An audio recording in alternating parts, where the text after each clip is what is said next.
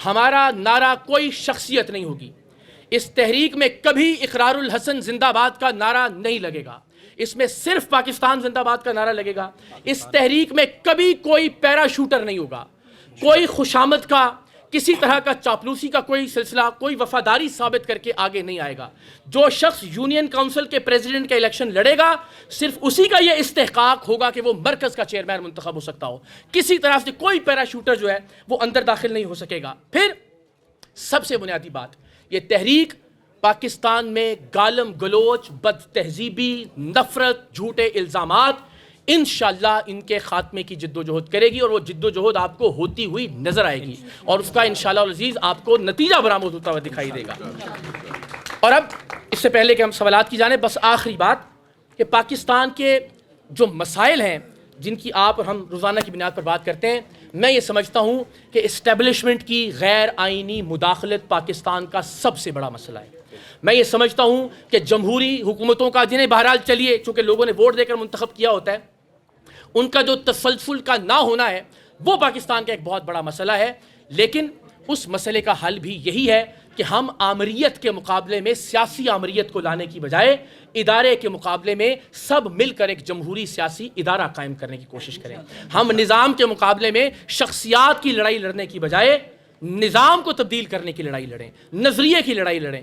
میں بڑی عاجزی سے یہ چیلنج کرتا ہوں، تاریخ انسانی میں آج تک کوئی ایک ایسی تحریک نہیں ہے کہ جو کسی شخص کے لیے یا کسی فرد کے لیے چلی ہو اور کامیاب ہو گئی ہو. کبھی ایسا نہیں ہوتا کہ فرد کے لیے یا شخص کے لیے چلنے والی کوئی تحریک کبھی کامیابی سے ہمکنار ہوئی ہو. ہمیشہ نظریے پر کھڑی تحریکیں کامیاب ہوتی ہیں، ہمیشہ نظام کو تبدیل کرنے کی تحریکیں کامیاب ہوتی ہیں. اور ہمارے یہاں میں نے آپ سے کہا نظریہ تو کوئی نہیں ہے، بندہ ہمارا نظریہ ہے. بندہ کہے دن ہے ہم کہتے ہیں دن ہے، بندہ کہے رات ہے ہم کہتے ہیں رات ہے. تو جب تک ہم شخصیات سے، موروثیت سے، ہمیشہ یاد رکھیے گا، شخصیت پرستی اور موروثیت دونوں پاکستان میں ایک جتنی برائیاں ہیں. آپ موروثیت کو برا سمجھتے ہیں، شخصیت پرستی کو برا نہیں سمجھتے. شخصیت پرستی کی شکل میں کوئی 30-40 سال تک سیاسی جماعت پر قابض رہے، یا موروثیت کی شکل میں کوئی خاندان 30-40 سال تک جماعت پر قابض رہے، دونوں صورتوں میں جمہوریت کی نفی ہوتی ہے.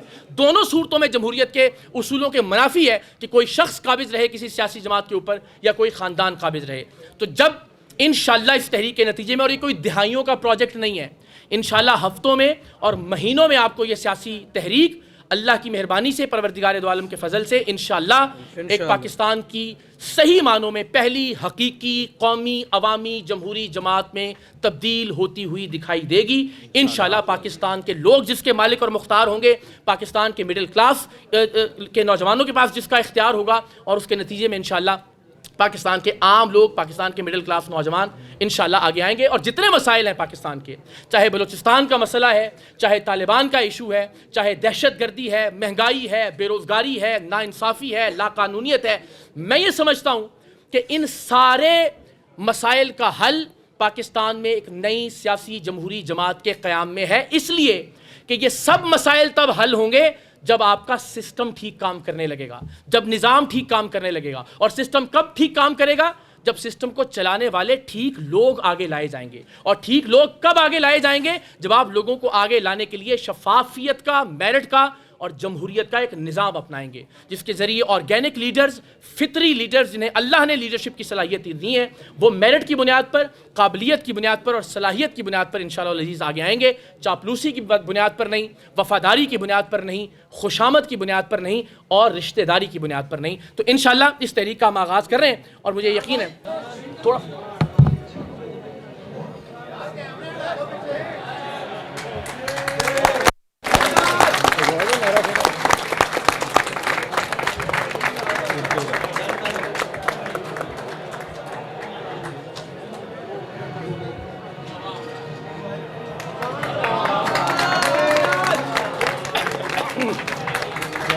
تو جناب اب راج کرے گی، اب راج کرے گی، اب راج کرے گی، اب راج کرے گی، اب راج کرے گی، اب راج کرے گی، اب راج کرے گی.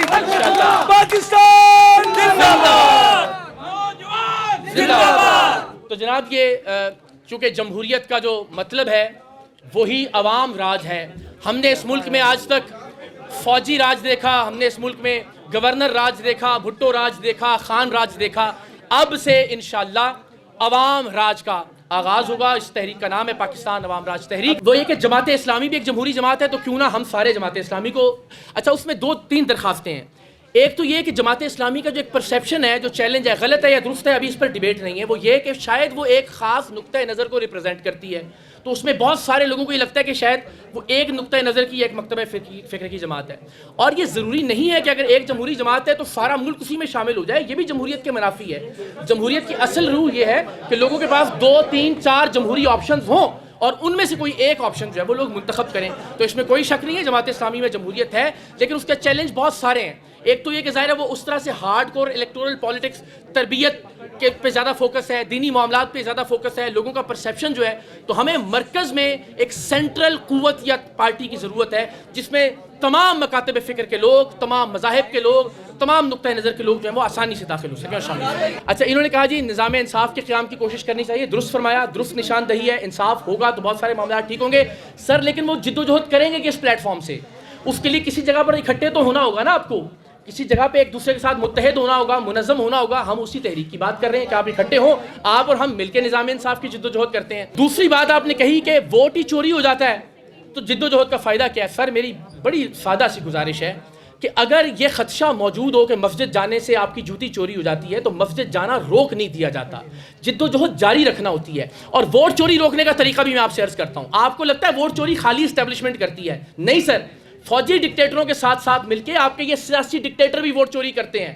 2018 میں ایک کا ووٹ چوری ہوا تھا تو دوسرا ان کے ساتھ ملا ہوا تھا. 2024 میں اگر ایک کا ووٹ چوری ہوا تو باقی کے لوگ اس کے ساتھ ملے ہوئے تھے.